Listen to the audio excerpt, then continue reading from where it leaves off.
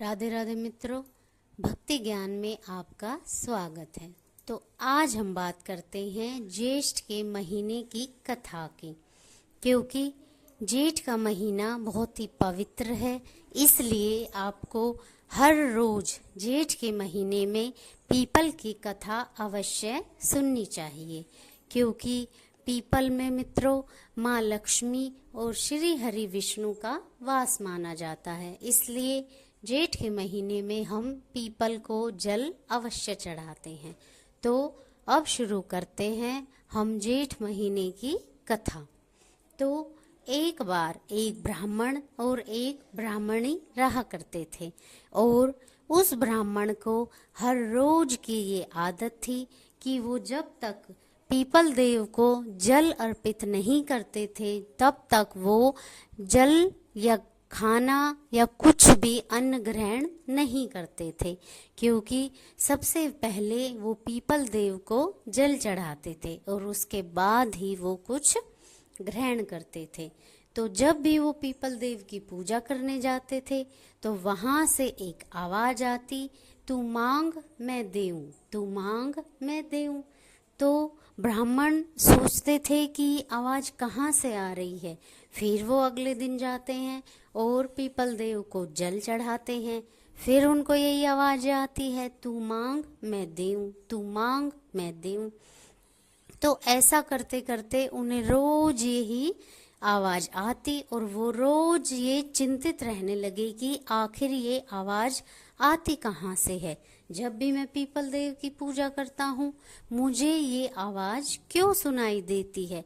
आखिर इस पीपल में किसका वास है, इसमें भगवान का या फिर कोई भूत प्रेत का, आखिर किसका वास है जो मुझे ये आवाज देता है। तो वो चिंता में रहने लगे। तो एक दिन ब्राह्मणी ने पूछा कि क्या बात है प्रभु, कि आप हर रोज मुझे ऐसा प्रतीत होता है कि आप चिंता में हैं। तो वो बोलता है, कुछ नहीं प्रिय। लेकिन ब्राह्मणी नहीं मानती और फिर से उनसे पूछती है कि बताइए आपको क्या कारण है कि ऐसा चिंता होती है। तो ब्राह्मण ने कहा कि हे प्रिय, जब भी मैं पीपल देव की पूजा करता हूँ, उन्हें जल अर्पित करता हूँ, तो हमेशा मुझे ये आवाज आती है कि तू मांग मैं देऊं, तू मांग मैं देऊं। तो मुझे ये चिंता होती है कि ये आवाज पता नहीं कहाँ से आती है, कौन है जो मुझे ये आवाज देता है। तो ब्राह्मणी ने कहा कि स्वामी, पीपल देव में तो साक्षात विष्णु जी का वास होता है, लक्ष्मी जी का वास होता है। आप उनसे जो भी आपकी मनोकामना है, जो भी आपकी इच्छा है वो मांग लीजिए। तो ब्राह्मण कहता है कि मुझे तो कुछ मांगना नहीं आता, कैसे मांगू और क्या मांगू, अब तुम ही बताओ।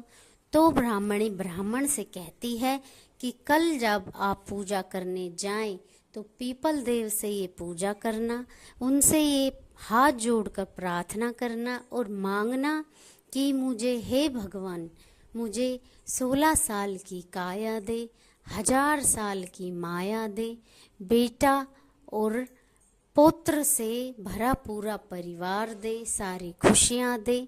ये सब आप उनसे मांग लेना। तो अगले दिन जब ब्राह्मण पीपल देव को जल चढ़ाने गए तो यही आवाज फिर से आई, तू मांग मैं देऊं, तू मांग मैं देऊं। तो पीपल देव से हाथ जोड़कर ब्राह्मण ने यही मांगा कि 16 साल की काया दे, 1000 साल की माया दे और पौत्र पर पौत्र और बेटों से भरा पूरा परिवार दे, सारी खुशियाँ दे।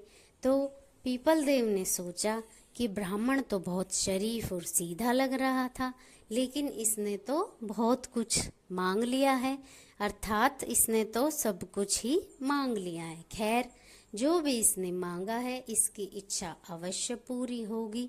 तो ब्राह्मण हाथ जोड़कर अपनी पूजा करके वापस घर के लिए चले जाते हैं और रास्ते में चिंतित चलते चलते वो आगे अपने घर से निकल जाते हैं। फिर पीछे से ब्राह्मणी आवाज देती है कि जरा सुनिए, आप कहाँ जा रहे हैं अपना घर पीछे छोड़कर। तो ब्राह्मण वापस आया तो बोला, अरे यहाँ तो मेरी एक झोपड़ी थी, ये इतना कंचन सुंदर महल कहाँ से आ गया है। फिर ब्राह्मणी बोलती है कि मैं आपको कहती थी ना कि पीपल के पेड़ में से श्री हरि आपको बोल रहे हैं और आपको आशीर्वाद देने के लिए बैठे हैं। तो उन्हीं ने हमें ये सब कुछ दिया है, उन्हीं के आशीर्वाद से हमारी झोपड़ी एक सुंदर कंचन महल बन गई है। तो ब्राह्मण देव अति प्रसन्न हुए और बोले कि जय हो पीपल देव, तेरी सदा ही जय। तो इसीलिए आप सबको भी हमेशा पीपल देव की पूजा करनी चाहिए। रविवार के दिन को छोड़कर हमेशा उनमें जल चढ़ाना चाहिए, उनको धूप दीप अर्पित करने चाहिए।